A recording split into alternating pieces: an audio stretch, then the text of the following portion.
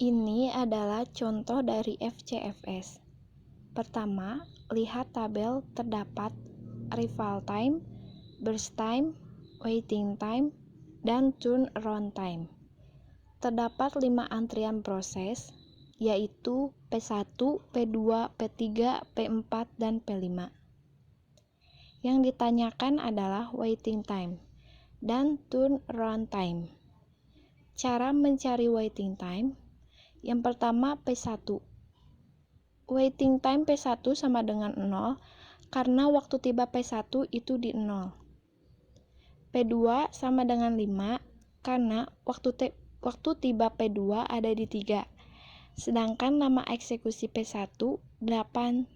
Jadi, ketika P1 sedang diproses, di detik ketiga P2 juga diproses. Kesimpulannya, 8 dikurangi 3 sama dengan 5. Begitupun dengan P3, P4, P5, ulangi langkah seperti itu. Total dari waiting time antrian proses sama dengan 52. Mencari turnaround time, burst time ditambah waiting time. P1 burst time-nya itu 8, ditambah waiting time-nya 0 sama dengan 8. P2 burst time-nya sama dengan 5, ditambah waiting time-nya 5. 5 tambah 5 sama dengan 10. P3 burst time-nya 10, waiting time-nya 9. 10 tambah 9 sama dengan 19. P4 burst time-nya 9, waiting time-nya 17. 9 ditambah 17 sama dengan 26. P5 burst time-nya 7, waiting time-nya 21. 7 tambah 21 sama dengan 28. Jadi total TAT antrian proses tersebut adalah 91. Untuk mencari rata-rata waktu tunggu atau average turnaround time diperoleh dari jumlah waiting time dibagi jumlah antrian proses. 52 dibagi 5 sama dengan 10,4.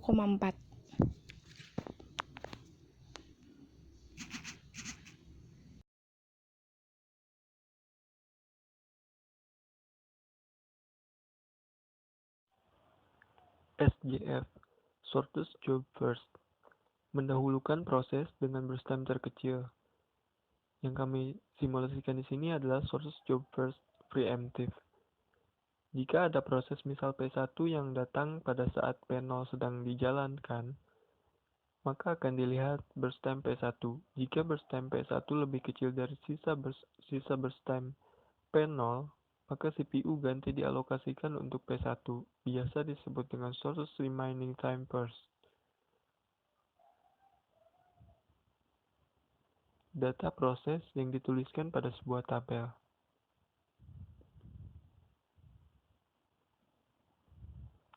P1 tiba di milisecond 0, lama proses 8 milisecond. P2 tiba di milisecond 3, lama proses 5 milisecond. P3 tiba di milisecond 4, lama proses 10 milisecond. P4 tiba di milisecond 6, lama proses 9 milisecond.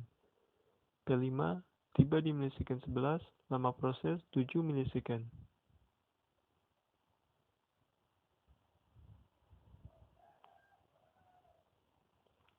Buat tabel baru untuk mengurutkan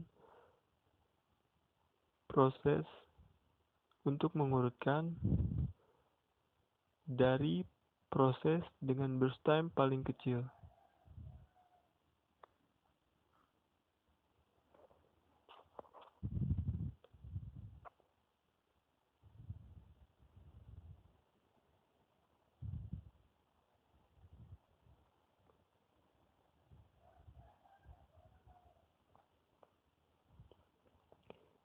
Di urutan pertama ada P2 dengan burst time 5 milisecond, P5, lalu P5 dengan burst time 7 milisecond, kemudian P1 dengan burst time 8 milisecond, lalu P4 dengan burst time 9 milisecond, dan terakhir P3 dengan burst time 10 milisecond. Buat Gantt chart, di milisecond 0, P2 belum tiba, sementara P1 sudah tiba, maka P1 diproses.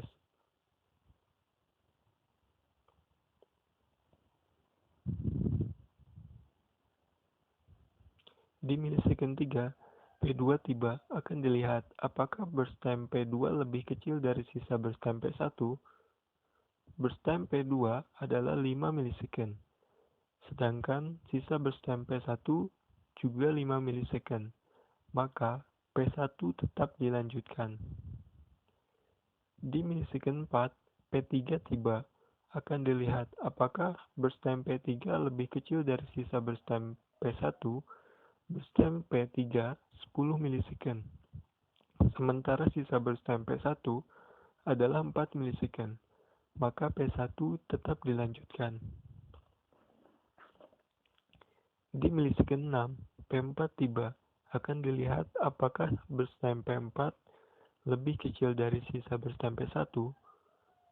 Burst time P4 9 milisecond, sementara sisa burst time P1 adalah 2 milisecond, maka P1 tetap dilanjutkan.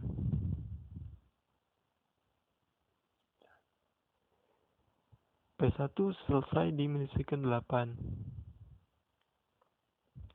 Selanjutnya yang akan diproses adalah P2. Di milisecond 11, P5 tiba, akan dilihat apakah burst time P5 lebih kecil dari sisa burst time P2.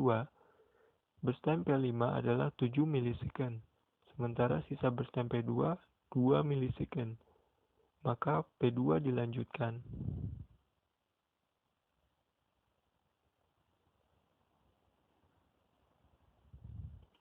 P2 selesai di milisecond 13.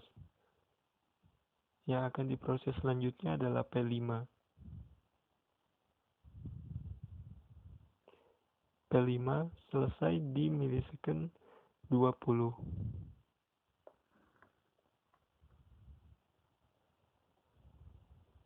Kemudian P4 diproses.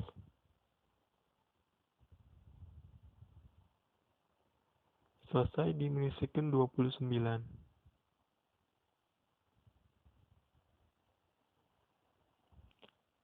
Yang terakhir P3 diproses selesai di milisecond 39. Waiting time. P2 tiba di milisecond 3, mulai diproses di milisecond 8. Waiting time P2 5 milisecond. P5 tiba di milisecond 11, mulai diproses di milisecond 13, maka waiting time P5 2 milisecond. P1 tidak menunggu, waiting time P1 adalah 0.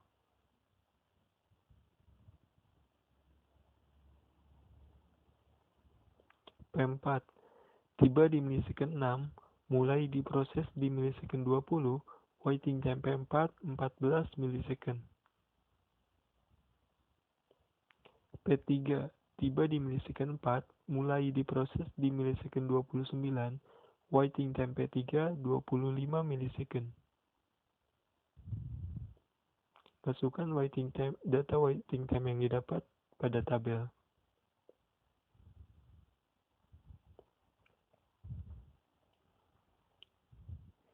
Turnaround time didapat dari waiting time ditambah burst time.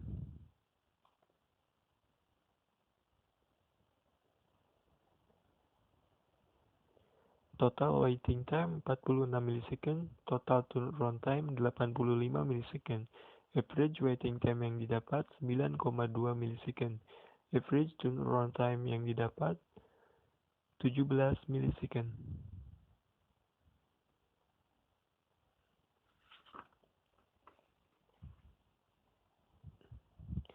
Round robin. Konsep dasar algoritma ini menggunakan time sharing. Pada dasarnya, prinsip hampir sama dengan FCFS, tapi bersifat preemptif. Tiap proses akan dibatasi waktu prosesnya yang dibuat quantum time. Yang disebut quantum time.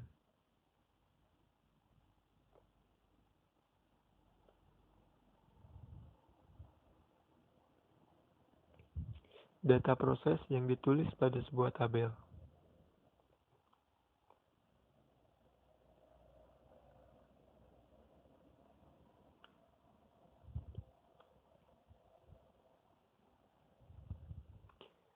P1 tiba di milisecond 0, lama proses 8 milisecond.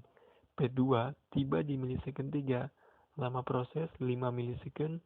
P3 tiba di milisecond 4, lama proses 10 milisecond. P4 tiba di milisecond 6, lama proses 9 milisecond. P5 tiba di milisecond 11, lama proses 7 milisecond.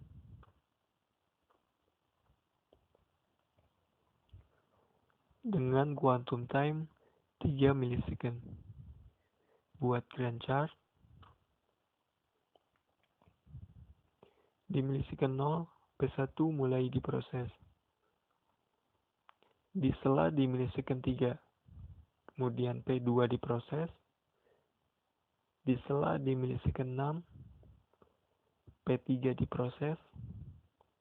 Di sela di milisecond 9, P4 diproses. Di sela di milisecond 12, P5 diproses. Di sela di milisecond 15, P1 diproses. Selesai di sela di milisecond 18, P2 diproses, dan P2 selesai di milisecond 20. P3 diproses, di sela di milisecond 23, P4 diproses, di sela di milisecond 26, P5 diproses, di sela di milisecond 29, P1 diproses, dan selesai di milisecond 31. P3 diproses, di sela di milisecond 34, P4 diproses, selesai di milisecond 37, kemudian P5 diproses, dan P5 selesai di milisecond 38, yang terakhir P3 diproses, selesai di milisecond 39.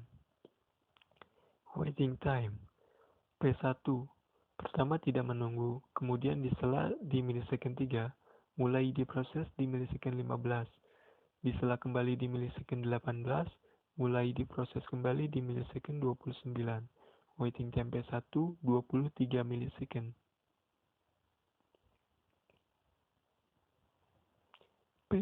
P2 tiba di milisecond ketiga, langsung diproses, kemudian di sela di milisecond 6, mulai diproses kembali di milisecond 18, waiting time P2 12 milisecond.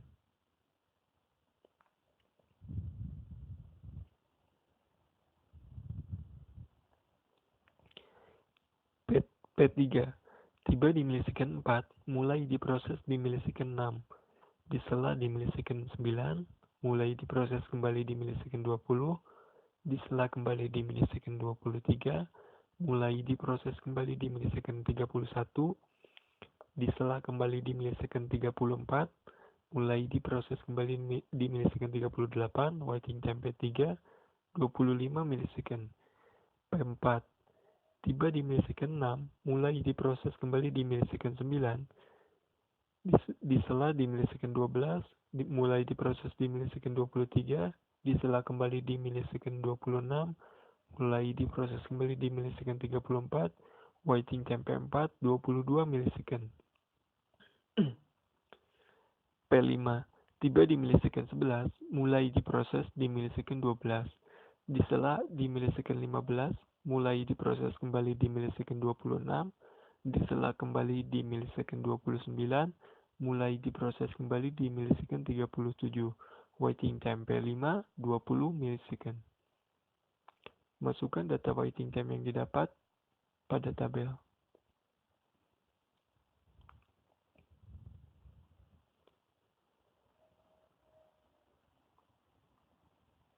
Turnaround time didapat dari waiting time ditambah burst time.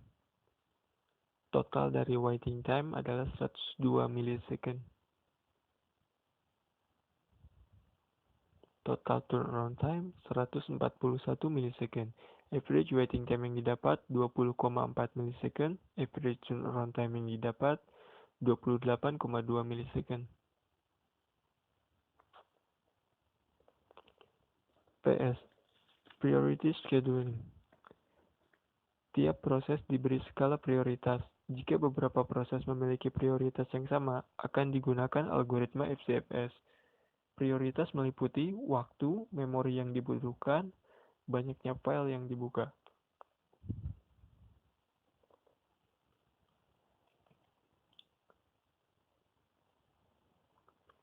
Data proses yang ditulis pada tabel.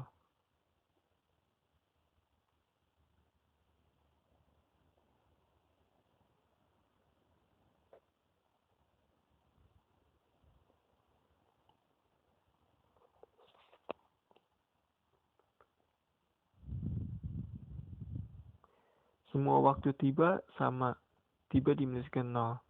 P1 lama proses 8, P2 lama proses 5 milisecond, P3 lama proses 10 milisecond, P4 lama proses 9 milisecond, P5 lama proses 7 milisecond. Priority pertama ada P4, kedua P5, ketiga P1, keempat P2, kelima P3. Buat Gantt chart, di milisecond 0, P1, P4 yang menjadi prioritas pertama mulai diproses. Selesai di milisecond 9, kemudian P5 diproses.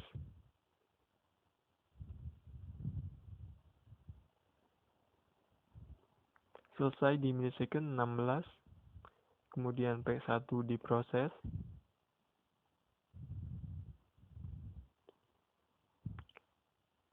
Selesai di milisecond 24, kemudian P2 diproses. Selesai di milisecond 29, kemudian P3 diproses. Selesai di milisecond 39.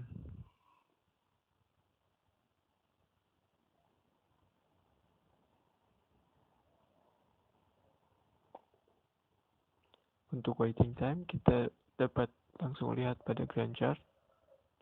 Waiting time P1 16 milisecond, P2 24 milisecond, P3 29 milisecond, P4 tidak menunggu, waiting time P4 0, P5 waiting time P5 9 milisecond. Total waiting time 78 milisecond. Turnaround time didapat dari waiting time ditambah burst time. Total turnaround time 117 milisecond. Average waiting time yang didapat 15,6 milisecond. Average turnaround time yang didapat 23.